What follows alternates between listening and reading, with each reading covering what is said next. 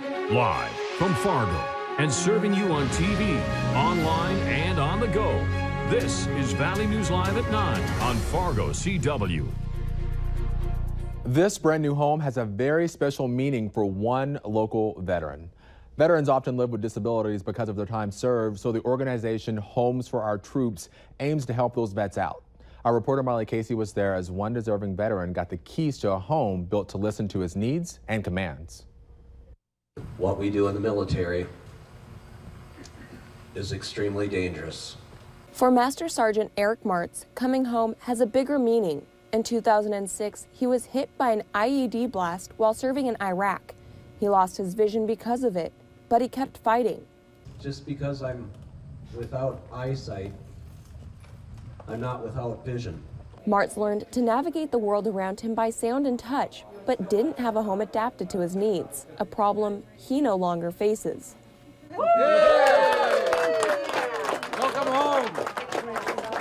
Homes for Our Troops custom built this house for Martz. It has voice and touch activated technology to guide him around the home, performs various functions, and is mortgage free. What we thought might have been a perfect home before, well, we've got the perfect home right now. Yeah, we do. Many local and national organizations pitched in to make this house a reality Martz's wife, Bobby, still can't believe. It's almost surreal.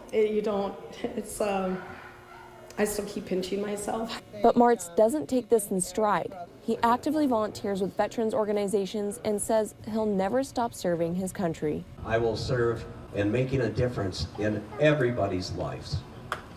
From Moorhead, Molly Casey, Valley News Live. Master Sergeant Martz will be moving into his new home soon, and he says he can't be more thankful for the support of Homes for Our Troops.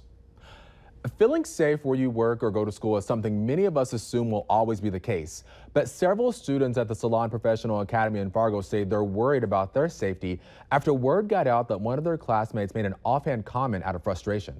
In a Facebook post by Irina Smith, she writes the incident happened on Wednesday. According to her, a fellow classmate threatened to, quote, shoot up the school. Everyone thought that the woman wouldn't be back in class, but to their surprise, she was there this morning. The academy owner tells us this incident happened because a student lost her financial aid and was upset at the time. The Fargo Police Department says they looked into the claims and determined the offhand comment wasn't to be taken seriously. Still, some students are upset and they plan to meet with the academy owners on Monday.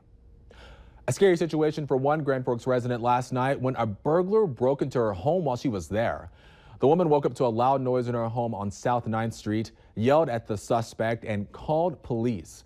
Once they arrived, officers saw that the door had been forced open. They checked the house and didn't find anyone, and they believe the person, whoever he was or she was, ran off once they realized someone was home. If you have any information on that crime, you should reach out to the Grand Forks Police Department. Coming up after weather, move-in day at colleges across the area. We take you inside those tiny rooms your kid's going to be calling home this fall, right after weather.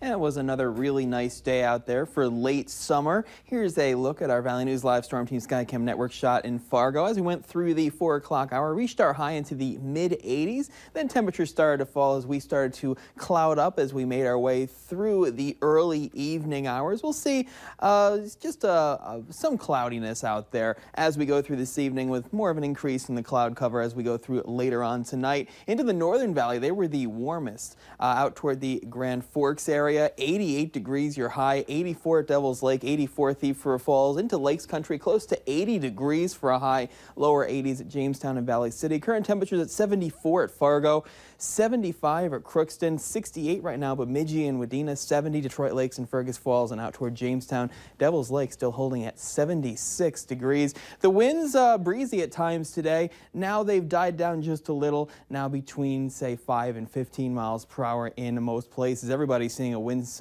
from the south. Now the satellite loop showing that we're still seeing mainly clear skies from Thief River Falls out toward Devil's Lake, and there's that batch of clouds that move from Jamestown now getting into the Fargo area. Eventually the cloud cover is getting into Detroit Lakes after the sun sets, but Everybody staying dry so far. We do have some shower activity just north of Winnipeg.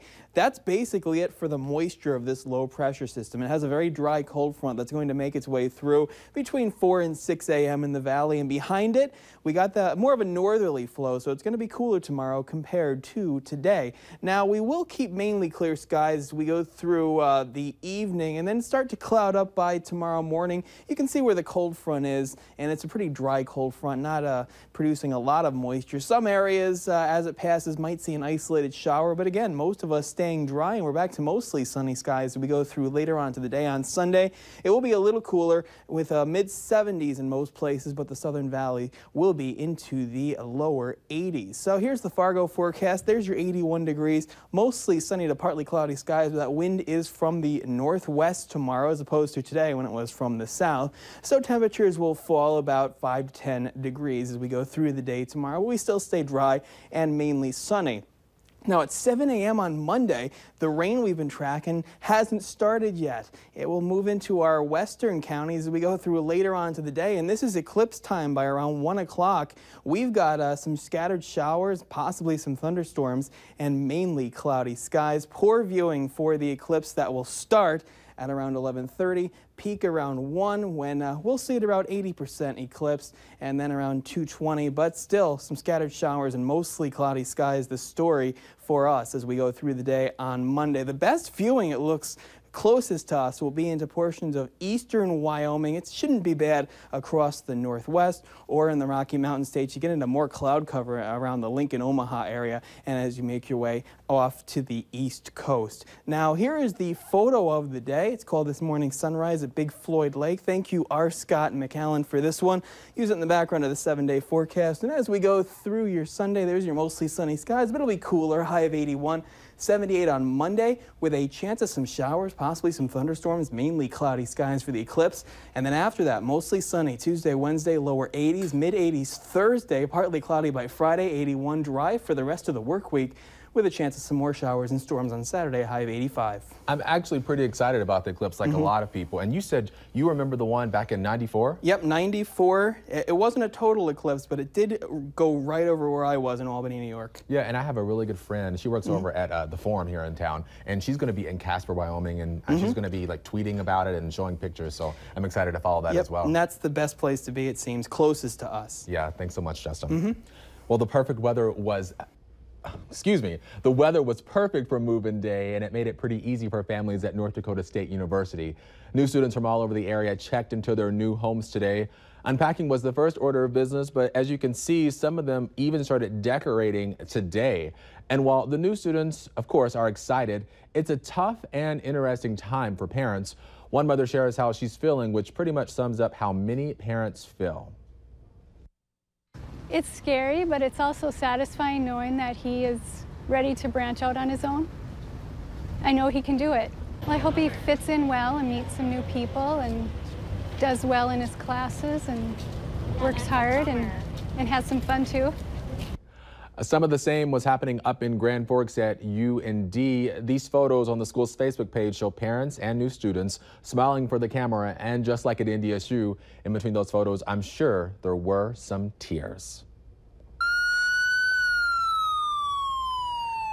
That is the parade at Pioneer Days at Bonanzaville in West Fargo. It started this morning with people getting to see pieces of local history, old houses and buildings that belong to the movers and shakers of their time, some of them who helped make our area what it is today.